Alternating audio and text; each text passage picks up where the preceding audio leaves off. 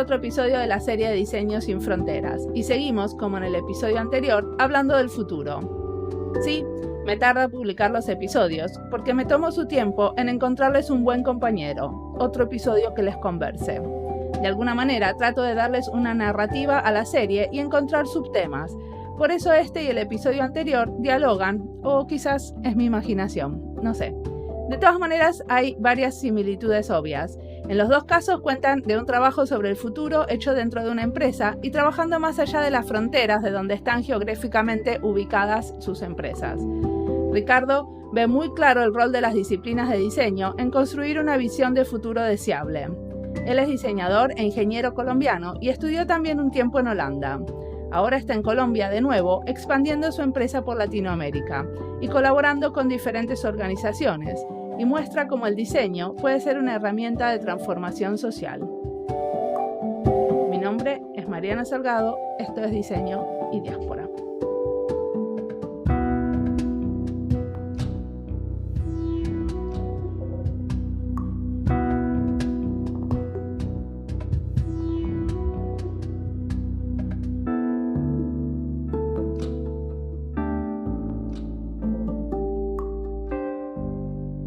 Mi nombre es Javier Ricardo Mejía, yo soy diseñador, soy colombiano y estoy en este momento viviendo en Colombia. Trabajaste y estudiaste en Holanda, ¿cierto? Sí, digamos que en mi transcurrir profesional tuve una parada en Holanda un poco larga y a partir de mi estancia en Holanda estudié primero una maestría en diseño estratégico en la Universidad Tecnológica de Delft y luego me embarqué en trabajar en un par de organizaciones en los Países Bajos también. Luego regreso a Colombia y me pica el bichito del doctorado y entonces me embarco en la aventura de hacer el doctorado en la misma universidad, en la Universidad Tecnológica de Delft, que terminó el año pasado. Y luego estoy nuevamente de regreso en Bogotá, en Colombia. ¿Pero el doctorado lo hiciste a distancia o te mudaste a Delft de vuelta para hacerlo? No, estuve en Delft todo el tiempo. Bueno, en Delft es un decir, a veces en Delft, a veces en La Haya, pero sí, estuve todos esos 4 años y medio allí en Holanda. Muy bien, ¿y cómo te cambió Holanda? ¿Cómo sos diseñador diferente después de 4 años de Holanda? Bueno, en realidad después de casi 9, porque los primeros fueron 2 de la maestría, que incluyeron además un periodo de trabajo allí, y posteriormente unos 4 y medio adicionales por el tema de investigación del doctorado. ¿Qué puedo decir? Yo creo que Holanda fue un paso importante en mi vida profesional, básicamente porque tengo que remontarme un poco a de dónde vengo como diseñador. Yo empecé mi formación como diseñador en la Universidad Nacional de Colombia, no sé, por allá en el 92, 94, y el reto en ese momento era formarse como diseñador de producto en un contexto de una facultad de artes muy abierta, en donde había un montón de posibilidades de intercambiar conocimientos y experiencias con personas de otras disciplinas creativas, mucho trabajo colaborativo con arquitectos, mucho trabajo colaborativo con personas de realización de cine y televisión, de artes plásticas, y eso te abre un poco la mirada en relación con el quehacer del diseño y por supuesto también la formación muy cercana al diseño gráfico de nuestros colegas que estaban en el edificio del lado. Entonces, te formas como diseñador industrial, un poco con la idea de emprender, que siempre ha sido, digamos, un interés desde lo personal, y eso te abre unas posibilidades en Colombia. Salgo, egreso, me dedico como muchos de mis colegas hacer diseño para la exhibición, hago algo de productos promocionales, productos POP, stands, exhibiciones, y eso me lleva un poco a la decepción de entender que el ejercicio profesional está ligado a labores relacionadas con el mercado y con la venta de productos y la promoción de productos. Lo que hago entonces en ese momento es tomar la decisión de emplearme por primera vez en mi vida. Soy gerente de investigación y desarrollo de una pequeña organización que se llama Casani. Casani es una empresa en ese momento pequeña que se ha convertido en una empresa mediana con el paso del tiempo y hace mobiliario para colectividades, mobiliario para auditorios, para universidades, para colegios. Y en este rol como gerente del Departamento de Investigación y Desarrollo me encuentro un poco también sofocado por las limitaciones propias de la industria local, la falta de recursos y de tiempo y también un poco de conocimiento para hacer realmente investigación y desarrollo. Y eso es lo que me lleva a pensar en otro destino.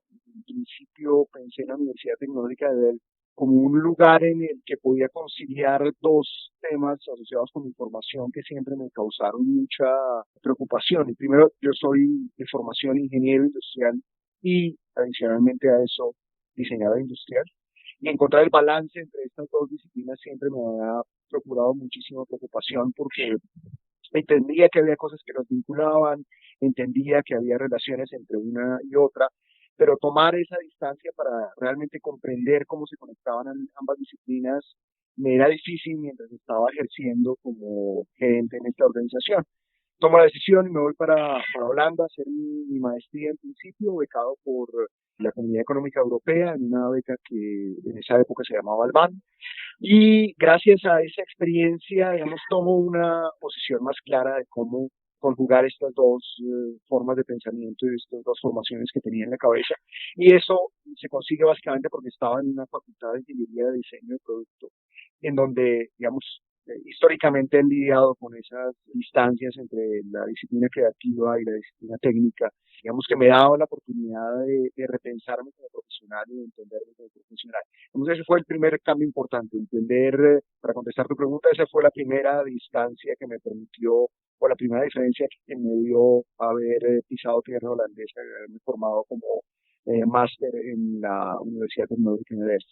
Me permitió entender que el diseño se concilia con disciplinas técnicas de una manera bastante más clara y precisa que como lo venía viendo antes, y sobre todo le da una dimensión estratégica a mis preocupaciones como diseñador. Y en esa medida también me permite entender mejor el rol del diseñador, ya no solamente como el configurador de objetos, de artefactos, sino también como una persona capaz de vislumbrar visiones futuras para las organizaciones y entender cómo esas visiones futuras jalonan mapas de ruta que dan acciones posibles para las organizaciones. Digamos que esas dos fueron como los dos grandes aportes de mi primera estancia en Holanda. Mi segunda instancia en Holanda, que está relacionada más con el doctorado, me da una posición de entender el poder de la investigación a través del diseño, de entender cómo los investigadores en diseño o los investigadores desde el diseño construimos nuevas formas de pensamiento de una manera particular, distinta a otros profesionales, complementaria con las formas de investigación tradicional.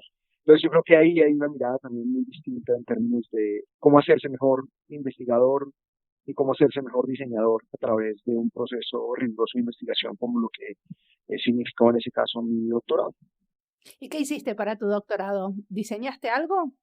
Yo venía estando preocupado permanentemente por el rol que tienen las disciplinas creativas como el diseño en la construcción de visiones de futuro. A mí siempre me ha interesado desde mi pregrado hasta mi ejercicio profesional, primero como asesor independiente y luego como empleado de Casani, como gerente de investigación de Casani, cómo los diseñadores tenemos una forma particular de aproximarnos al futuro y de esa manera construir unas visiones de futuro un poco más claras. Llegué con esa inquietud del doctorado y me di a la tarea de investigar cómo hacen las corporaciones y las organizaciones de gran tamaño para investigar el futuro. Me concentré sobre todo, investigar el futuro desde la perspectiva del diseño. Me concentré sobre todo en la empresa automotriz, entender cómo las empresas de automóviles diseñan y desarrollan concept cars, automóviles concepto para materializar ideas de futuro, visiones de futuro. Y en esa lógica entendí cómo un equipo específico de diseñadores con las habilidades propias del diseño, síntesis visual, prototipado, desarrollo de hipótesis y materialización de ideas en prototipos y luego herramientas asociadas con la narrativa y con la comunicación, desarrollan estos artefactos experimentales y la manera en la cual usan estos artefactos experimentales. Habiendo aprendido un poquito entonces sobre los automóviles concepto y la manera en la cual las empresas de automóviles los emplean, me di la tarea de diseñar una herramienta que permitiera que este mismo tipo de ejercicio se den en otras organizaciones. Yo siempre he estado interesado en las organizaciones de base, en las comunidades, en las pequeñas empresas, porque son las que mueven países como en los que me encuentro ubicado. Colombia tiene una cantidad importantísima de pymes, alrededor del 98% del sector productivo está conformado por micro, pequeñas y medianas empresas. Y mi interés era hacer una herramienta que calzara a las necesidades y expectativas de estas organizaciones. En esa lógica, entonces, se entiende que las pymes no solamente son pequeñas organizaciones porque tienen menos gente o menos recursos, sino son pequeñas en términos de o una actitud de usar esa posibilidad de ser pequeñas para tomar decisiones de manera más flexible, son organizaciones menos jerárquicas, organizaciones mucho más flexibles en términos de su toma de decisiones. Y mi reto entonces era permitir que estas organizaciones pudieran hacer concept cars o conceptos visionarios, como lo llamé luego, para explorar y a partir de esa exploración de futuros identificar oportunidades. Entonces lo que hice al final fue una herramienta que luego comprobé a través de distintos casos de estudio con micro, pequeñas y medianas empresas, tanto en Colombia como en Holanda, que también me da una percepción un poco de cómo a partir de las diferencias culturales que existen en cada uno de los países nos aproximamos al futuro de manera distinta. O sea, estudiaste cómo cada grupo en diferentes países se apropiaba de la herramienta de una manera diferente, según su cultura. Sí, exactamente. Y al final lo que me permitió eso fue iterar ajustar la herramienta y tener una versión, no creo que definitiva, pero sí una versión beta para poder usar esta herramienta en distintas organizaciones, en distintos contextos culturales, para explorar el futuro y a partir de esa exploración del futuro hacer una reflexión de cómo debería modificarse su accionar como empresa en el presente. Claro, ¿y estás usando esa herramienta todavía o eso quedó en el pasado?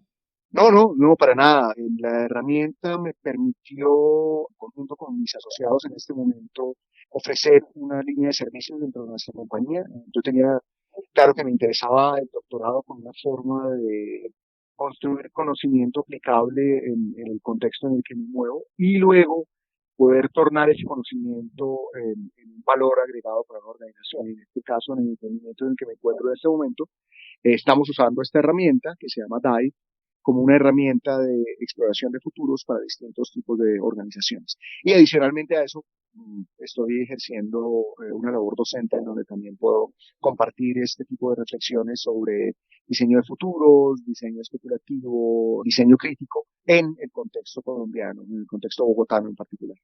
Quiero un poquito más de detalles sobre la herramienta. Algunos conocen, de los que me escuchan, y otros no, esto de diseño especulativo o design fiction. ¿Cómo la herramienta se vincula con estas teorías? ¿O cómo la herramienta hace que la gente, sin necesidad de saber sobre la teoría, pueda implementarla? Lo que primero hace mi investigación es empezar a entender que las organizaciones en términos generales, cuando hablo de organizaciones hablo desde comunidades de base hasta gobiernos locales, pasando por pequeñas empresas. Las organizaciones en general, es decir, un grupo de individuos organizados con un objetivo en particular, tienden a mirar el futuro con el ánimo de descubrir oportunidades. Para todos está claro que uno no puede predecir con exactitud lo que va a pasar en el futuro, pero lo que sí está claro es que puede mirar el futuro como una excusa para identificar oportunidades y posibilidades en relación con ese futuro. Y en ese sentido, a mí me interesa la visión del diseño como una forma de mirar ese futuro y de tangibilizar esa imagen del futuro para discutir éticamente sobre el presente y sobre las responsabilidades de esas organizaciones en el corto, mediano y largo plazo.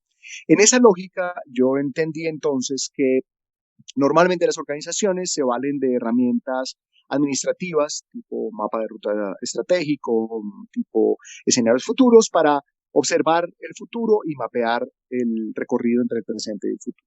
Pero adicionalmente entendí que el diseño, como una disciplina estrechamente vinculada con el futuro, tiene una serie de vertientes especulativas de exploración de futuros que en general podrías llamar diseño especulativo o diseño de futuros. Están estrechamente vinculadas con la idea del diseño crítico y que en general lo que dicen es que no son disciplinas asociadas con la resolución de problemas en el presente, que sería típicamente lo que la gente llamaría el pensamiento de diseño o pensamiento proyectual, design thinking, sino que en vez de pensar en la resolución de problemas del presente, se da a la tarea de explorar posibilidades en el futuro.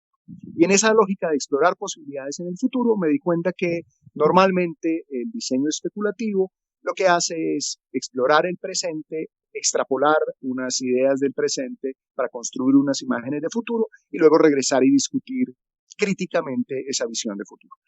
Eso me permitió entonces desarrollar una herramienta que parte de la metáfora de la inmersión, por eso se llama DIVE. DIVE en el fondo es un acrónimo de diseño, innovación, visión y exploración, pero además parte de la idea de que el diseñador es un buzo experto capaz de hacer inmersiones en la especulación del futuro y salir luego a la realidad nuevamente y poder observar esas especulaciones del futuro para reflexionar sobre el futuro y sobre el presente. En esa lógica, entonces, lo que hace la herramienta es acompañar en 5 pasos a los empresarios o a los miembros de comunidades en esas organizaciones. Un primer paso se vale de una metáfora, como estamos en la lógica de bucear y de explorar el fondo marino, parte de la lógica de que la organización se puede ver como un pececito, como un pez, un organismo vivo que tiene una serie de partes y de componentes. Entonces, en la cabecita de ese pececito tienes el saber hacer, es decir, lo que la organización sabe hacer, que en el fondo es el cerebro del pececito que le permite moverse en una dirección particular. En la cola de ese pececito, que funciona como un timón, están los usuarios de la organización.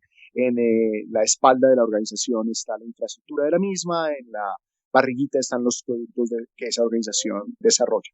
En el fondo, esa metáfora de ver a una empresa de pequeño tamaño o ver a una comunidad como un pez, lo que le permite a las personas es tomar cierta distancia de la organización y a través de esta analogía entender cuál es el estado actual de la organización. Me he encontrado con organizaciones que se describen como, por ejemplo, un salmón de 2 cabezas que nada en contra de la corriente.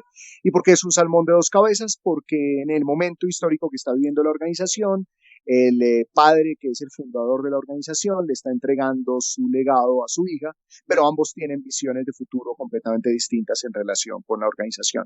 Pero además está en un mercado altamente competitivo y con un nivel de complejidad muy alto que significaría el hecho de nadar en contra de la corriente. Y claramente cuando uno tiene esa imagen de la organización y uno ve que es un pececito que tiene 2 cabezas, una más grande que la otra y que va nadando dificultosamente en contra de la corriente, entiende que hay que hacer un ejercicio de alineamiento, por ejemplo, hay que conciliar una visión con la otra, etcétera, etcétera, etcétera. Ese tipo de visiones son bien poderosas para el empresario, porque normalmente el empresario está acostumbrado a tener diagnósticos fríos, calculados, estructurados. Y esta idea de entrar dentro del diálogo y la metáfora de el pececito le da herramientas muy valiosas, ¿no? Normalmente encuentro, por ejemplo, que muchas de las organizaciones con las que he trabajado son pececitos que tienen una gran curiosidad, que tienen unos ojos atentos a lo que pasa en su entorno, es decir, una gran cabeza, por ejemplo, con unos ojos saltones, pero normalmente tienen una cola diminuta porque tienen un mínimo conocimiento sobre sus usuarios. Entonces, normalmente lo que se plantea en ese ejercicio es que hay que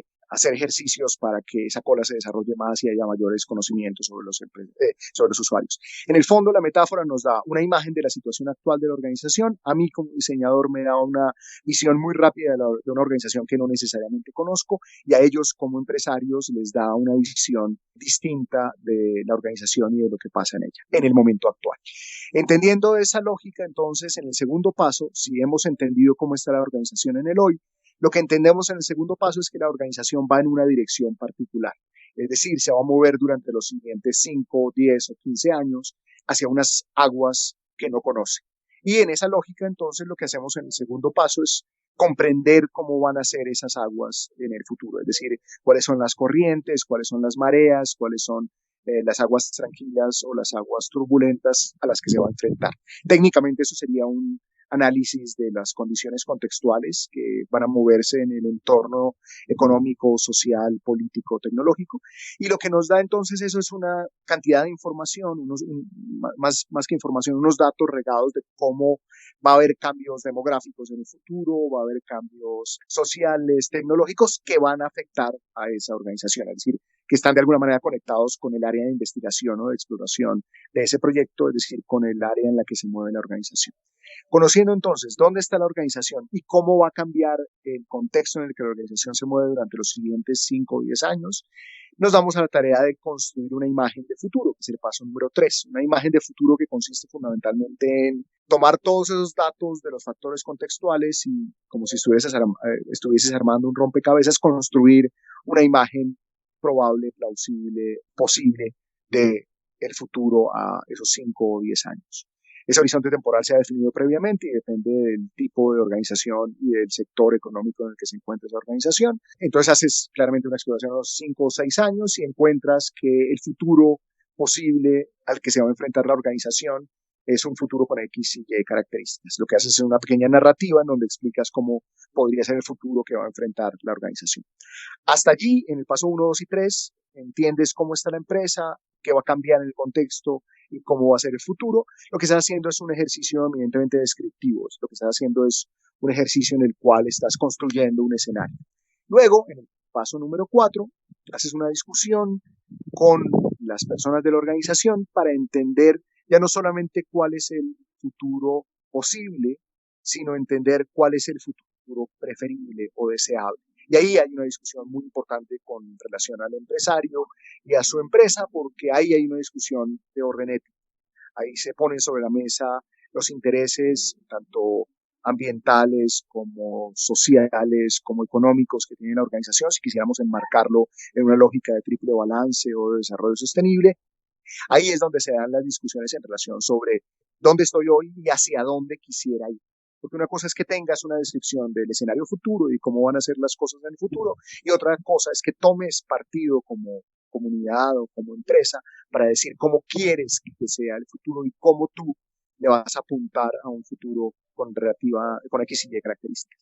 Y allí es cuando desarrollas un artefacto, usualmente es una combinación de producto o servicio, que se materializa en un prototipo de muy baja resolución. Obviamente en el sector automotriz tienen una gran cantidad de recursos y de tiempo para desarrollar un concept car que es normalmente un prototipo con una altísima definición, en algunos casos inclusive un prototipo funcional, aunque hay muchas simuladas allí. Pero a mí lo que me interesa de entender el prototipo es la posibilidad que tiene el empresario de hacer tangible esa visión de un futuro preferible mediante un artefacto hecho en cartón, cinta y en un taller de 4 o 5 horas, apoyadas con el diseñador, materializan esto y lo convierten en un prototipo, insisto, de baja resolución, que les permite materializar esa idea de futuro.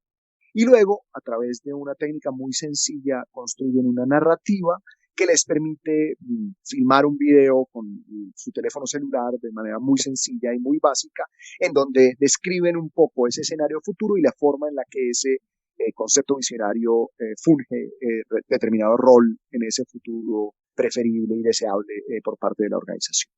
Y decime, ¿todo esto pasa en cuánto tiempo? ¿Cuánto tiempo tardas en hacer todo esto con una empresa? Hemos hecho ejercicios de 3 días intensivos, ejercicios de 3 meses, ejercicios de 9 meses. Digamos, el objetivo de la herramienta, por supuesto, es simplificar esto en un proceso mucho más ágil. Entonces, yo te hablaría en promedio de unos 3 meses de duración en donde se hacen estas 4 fases de las que te estoy hablando. Y lo que pasa al final con este video, que es básicamente lo mismo que sucede con una organización del sector automotriz, que por supuesto produce un video profesional, no produce un video casero, pero lo que hace es mostrarlo en una comunidad y desatar una serie de discusiones en relación con el futuro al que le está apuntando esa organización. Y nosotros hacemos exactamente lo mismo. Convocamos a personas de la organización, de distintos niveles de la organización, idealmente actores externos, para mostrarles esa idea de futuro que tenemos en la cabeza, ese concepto visionario mediante el video y el prototipo. Y la intención final con mostrar este prototipo y este video es la de despertar discusiones en relación con el futuro que afectan directamente la toma de decisiones en relación con el presente. Es decir, ahí también hay una discusión no solamente que toca aspectos éticos, sino que también toca luego aspectos estratégicos de parte de la organización, y es que si yo quiero ir en esa dirección, qué cosas tengo que hacer hoy en el presente para moverme estratégicamente entre el hoy y el futuro. Y al final normalmente eso se ve reflejado en un pequeño mapa de ruta estratégica. Resumiendo, entiendes dónde estás, entiendes qué va a cambiar en relación con tu contexto cuando te mueves hacia el futuro, construyes un escenario futuro, dentro de ese escenario futuro decides una visión de futuro, es decir, decides una idea de futuro preferible o deseable, construyes un artefacto que dispara conversaciones y al final mapeas cómo puedes conectar el presente con el futuro, apuntándole a una visión de futuro sostenible. Buenísimo. Y decime una cosa, todo esto está muy documentado y la gente lo puede hacer independientemente de contratarlos o no a ustedes, ¿cierto? Sí, sí, hay una documentación bastante completa a través de un blog en donde están explicadas cada una de las partes. Todo está publicado bajo la licencia de Creative Commons, de manera que puede ser aprovechada y aplicada por cualquier comunidad sin ninguna limitación. Lo único que creo es que de todas maneras la herramienta requiere de la presencia de un diseñador para moderar un poco el ejercicio y estuvo pensada así desde el principio. Seguramente en una segunda fase de investigación que me interesa tener ahora, la intención es empoderar a la empresa o a la comunidad para que pueda hacerlo directamente sin la presencia de ese diseñador. Pero por ahora, como está planteada la herramienta, está planteada con la mediación de un diseñador, fundamentalmente por las tres habilidades de las que hablé antes. Primero, la de síntesis visual, es una herramienta que emplea una serie de formatos que obligan a documentar visualmente el proceso, por ejemplo, a dibujar el pececito con dos cabezas que nada en contra de la corriente, a dibujar las olas y a descubrir cuáles son los factores contextuales. Segundo, la necesidad de tener habilidades en relación con el prototipado, la construcción de modelos, artefactos que le permitan a las personas comunicar cosas y reflexionar sobre las cosas. Y tercero, la habilidad de facilitar conversaciones. Si junto a esas tres cosas, yo estaría describiendo a un diseñador capaz de sintetizar visualmente, prototipar, convertir en materialidad y facilitar conversaciones.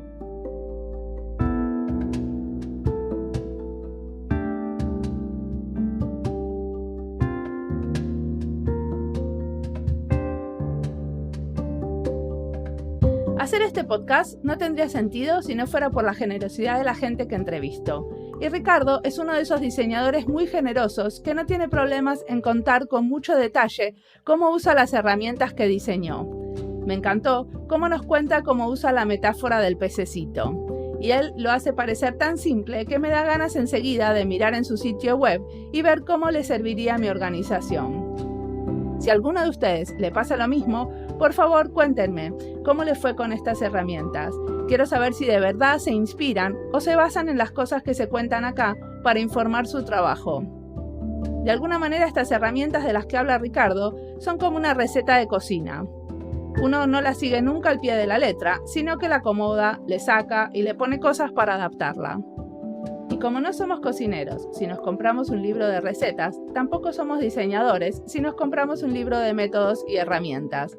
Pero sí enriquecemos nuestra práctica, y adaptando aprendemos y a la vez reconocemos más las características de nuestro contexto, el ecosistema donde nos movemos y los ingredientes que tenemos o que nos faltan que nos sugiere la receta. Sigamos escuchando a Ricardo.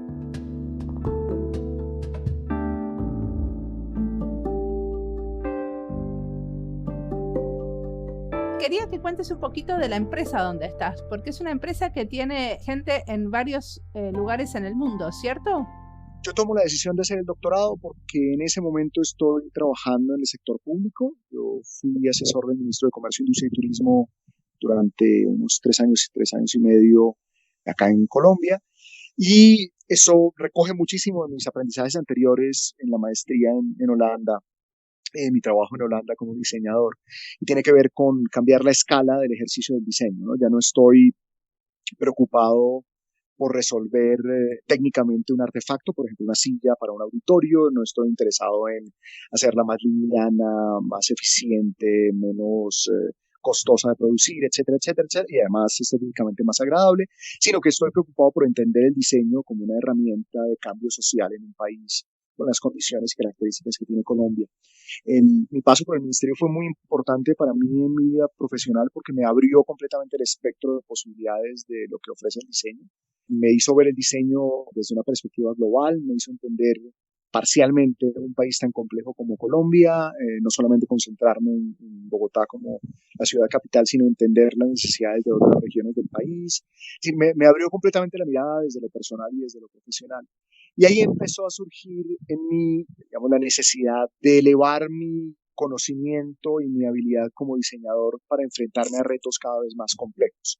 De ahí nace entonces primero la posibilidad de hacer el doctorado, pero hacer el doctorado con un ánimo no solamente de formación, que entiendo es fundamental, es decir, está muy bien regresar como doctor a un país como Colombia a transmitir ese conocimiento, pero también y sobre todo para poder capitalizar ese conocimiento y convertir ese conocimiento en acciones concretas y reales. Entonces yo tenía claro que el doctorado para mí era un paso fundamental para volverme un mejor diseñador, por ende un mejor consultor o asesor. Y eso me llevó entonces durante el último año de mi ejercicio como investigador doctoral, a pensar en un emprendimiento que tuviera como base ese conocimiento adquirido y documentado en mi doctorado.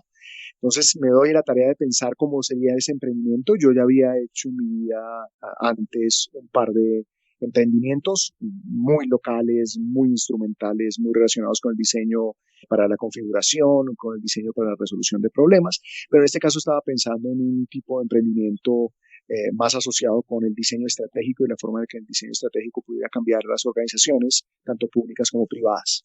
Y en ese transcurrir me doy la tarea de buscar unos aliados que me permitan empoderarme para hacer ese emprendimiento. Yo ya había hecho emprendimientos anteriores que dependían fundamentalmente de mis ahorros. La primera vez que emprendí cuando estaba en la universidad y recién saliendo de la universidad, en donde nos reunimos con un par de amigos con las mejores intenciones del mundo, pero sin ningún recurso para apoyar nuestras ideas de innovación o de emprendimiento. Ahí me puse a pensar qué necesito para emprender de manera más estructurada y aparecieron en el escenario un par de personas que ya tenían un emprendimiento activo en Madrid, en España, y con las cuales me sentí completamente alineado gracias a la presencia de Jody Parra, quien me hace la introducción con estas personas y con quien ya habíamos planteado la posibilidad de trabajar conjuntamente en un emprendimiento. Y nos dimos entonces a la tarea de entender bien en qué consistía esta compañía. Es una compañía que nace hace unos 8 años en España, que se llama Rebrand. Rebrand es una compañía que hace diseño y que se dedica a hacer diseño estratégico para la transformación. Y ellos hablan de que su leitmotiv es el de ayudar a las organizaciones a transformarse con sentido. Y eso nos hizo mucho clic a nosotros porque entendemos el sentido como esa cosa que mueve a las organizaciones a cambiar para mejorar, a hacerse mejores.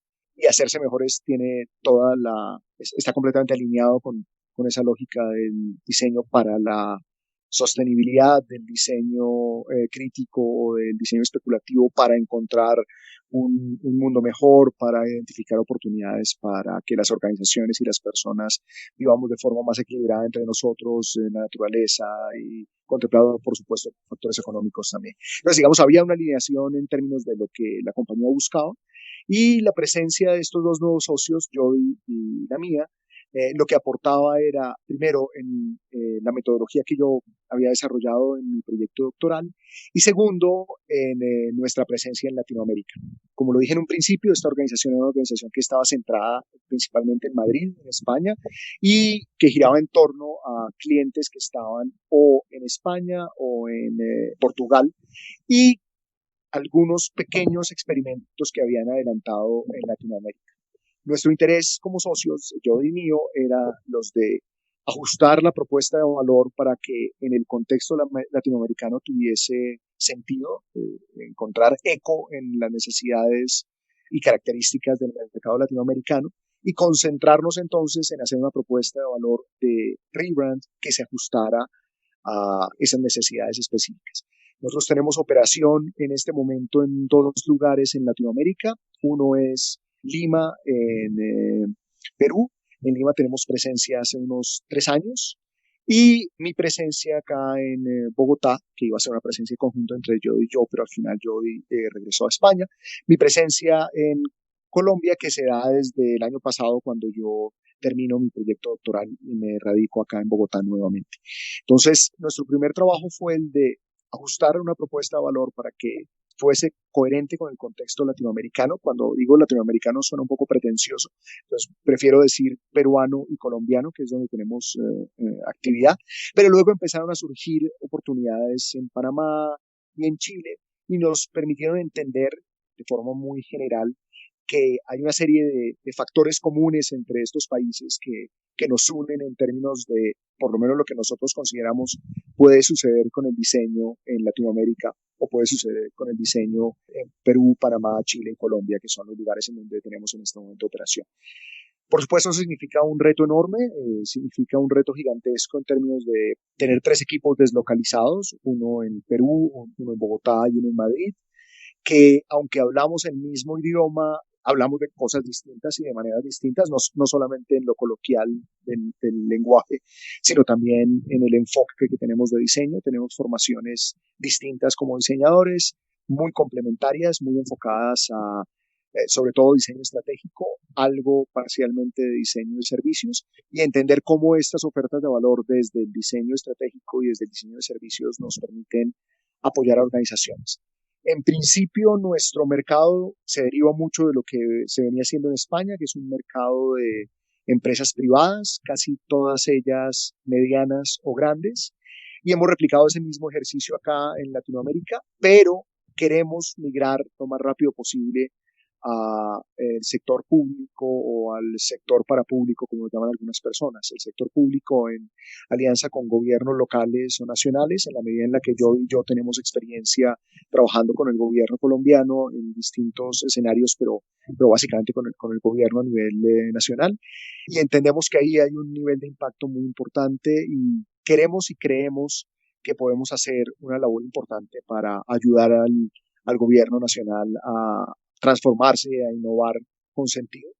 Y segundo, al sector parapúblico, es decir, organizaciones no gubernamentales, organizaciones que se mueven entre lo privado y lo público, porque también entendemos que allí hay iniciativas muy importantes que también pueden recibir valor a través de lo que nosotros hacemos desde WeBrand. Ese es como el transcurrir al que hemos pensado. Una metodología como la que propone mi proyecto fue pensada para ajustarse a ese entorno. En los ejercicios en los que la hemos usado, ha respondido muy bien tanto a comunidades de base como a empresas de pequeño tamaño, pero también a empresas medianas que en un entorno complejo como el colombiano, como el peruano, como el panameño, están buscando también entender hacia dónde va la transformación en el sector en el que se mueven y cómo pueden ser mejores.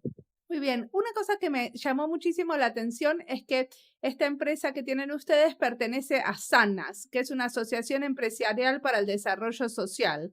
¿Me puedes contar un poco más sobre SANAS? ¿Hiciste algo como parte de esa asociación? Eso es parte del recorrido que tiene la organización antes de que yo llegara, pero se alinea completamente con nuestros intereses. Es decir, nosotros no queremos ser una empresa privada que actúe únicamente con intención de lucro. Siempre ha estado en el ADN de sus fundadores y ahora de todos los socios un interés por que las cosas se hagan de mejor manera, un interés legítimo y altruista por construir un mejor mundo que el que recibimos. Y en esa lógica, pertenecer a una asociación como SANAS, que promueve este tipo de iniciativas en las organizaciones de España, tiene mucho sentido. En Colombia hemos tratado de registrarnos como B Corp, como una organización responsable con el triple balance y respetuoso con el triple balance. Es un proceso un poco más complejo y más difícil de lograr, pero vamos en esa dirección.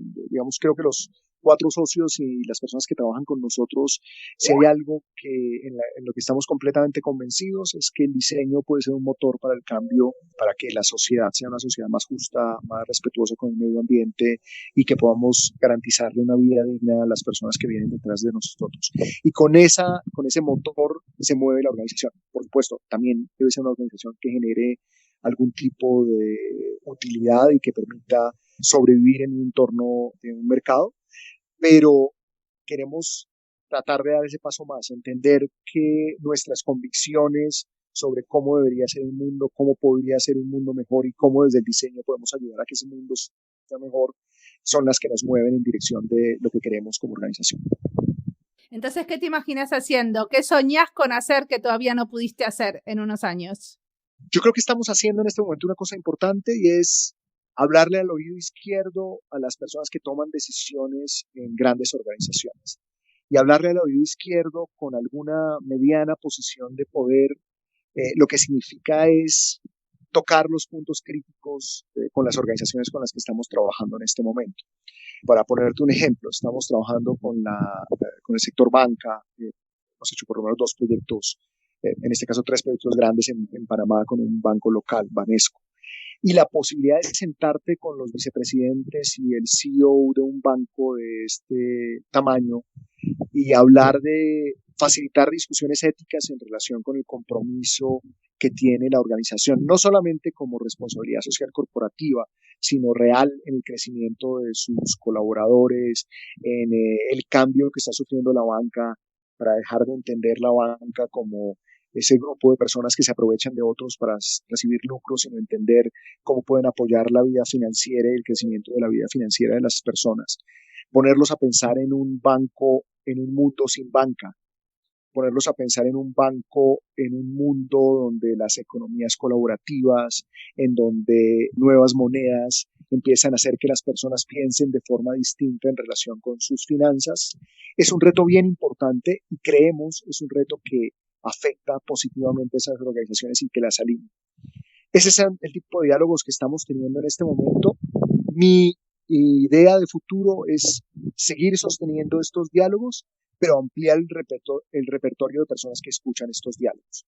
Trabajar con una organización de Naciones Unidas, con un Banco Interamericano de Desarrollo, con un UNDP, en donde podamos tener este mismo tipo de diálogos, pero por ejemplo, que impacten local o regionalmente, no solamente a una empresa, sino a un conjunto de personas, a un país o a una región, son el tipo de cosas que me gustaría hacer en plazo. Está diciendo tener interlocución con este tipo de organizaciones bilaterales o con organizaciones multilaterales que permitan un impacto más grande en las comunidades, en las regiones, en los países, es el tipo de cosas que nos gustaría hacer. Alineados completamente con lo que estamos haciendo, es decir, en el fondo lo que sabemos hacer y lo que nos interesa hacer es lo mismo, lo que cambia es el tipo de interlocutor con el que estamos hablando. Yo no creo que dejemos de hablar con las personas que representan las organizaciones privadas, porque de todas maneras hay un interés nuestro porque esas organizaciones cambien su forma de entender el hacer negocios. El mundo no necesita más bancos que sigan pensando como bancos. El mundo necesita más bancos que se interroguen sobre su rol en lo social, su rol en lo ambiental.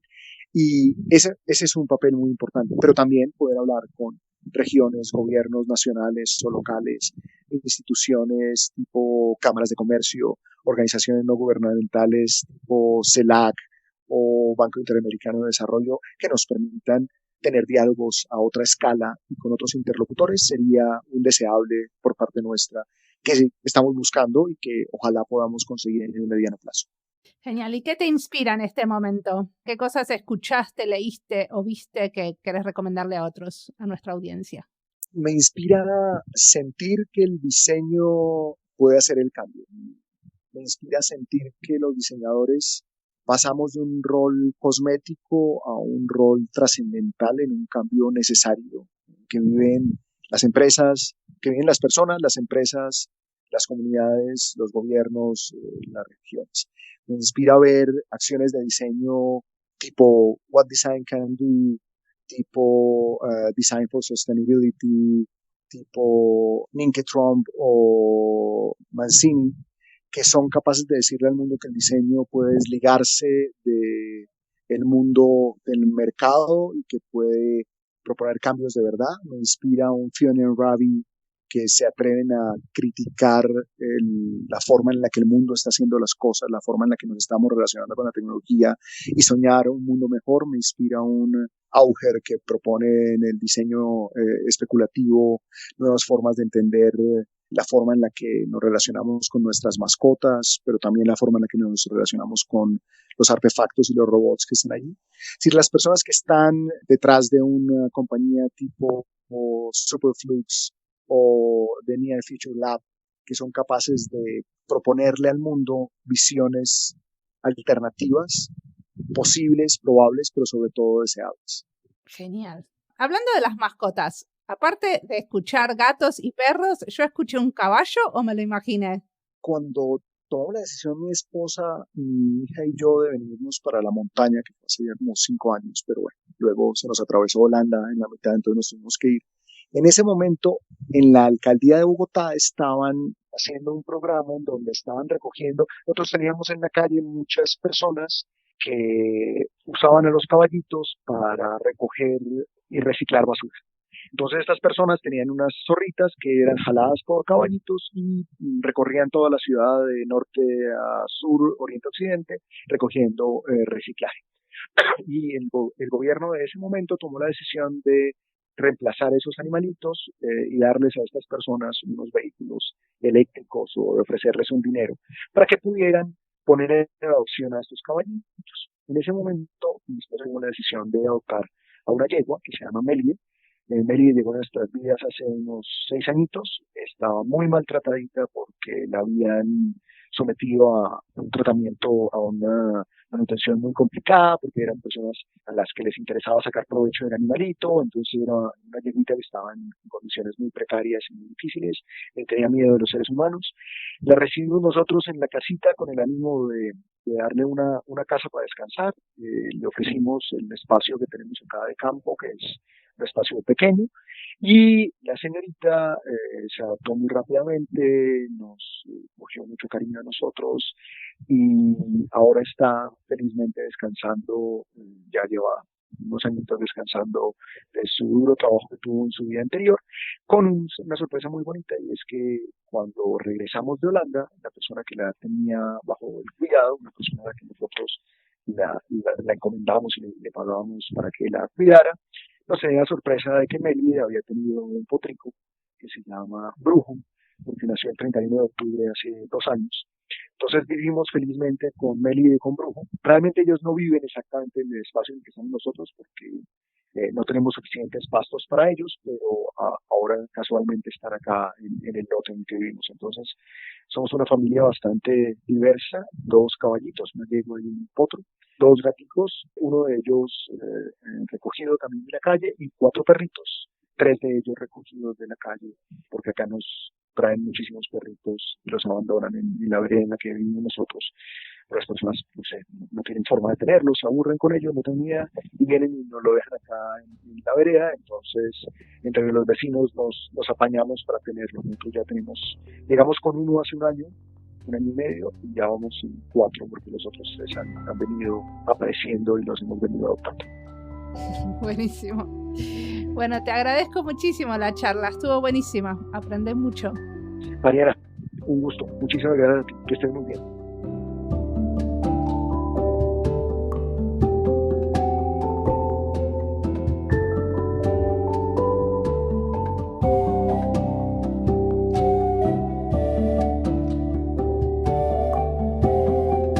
Muchas veces en esta entrevista Ricardo menciona a Jody, porque juntos armaron la propuesta de la empresa para Latinoamérica. Y a Jody lo entrevisté también, pero no hablamos de la empresa ni del futuro, sino de su trabajo en el laboratorio de gobierno en Colombia. Si no lo escucharon, no se lo pierdan, es el episodio 33. Esta charla termina con la historia del caballo, donde Ricardo nos cuenta cómo vive en el campo, conectado con la naturaleza. Y nos da pie a presentar la charla de la semana que viene, que se va a centrar justamente en cómo podemos diseñar teniendo en cuenta a otros seres vivos. Es una charla con Martín Ávila, que es profesor en la Universidad de Diseño en Estocolmo y hace mucho tiempo está investigando cómo pensar el diseño de una manera menos antropocéntrica. Como siempre, la música del podcast es de Antonio Zimmerman, la producción del podcast es de Andy Fechi. La edición de sonido de este episodio es de Julián Pereira. Este podcast está publicado con licencias de Creative Commons con Attributions.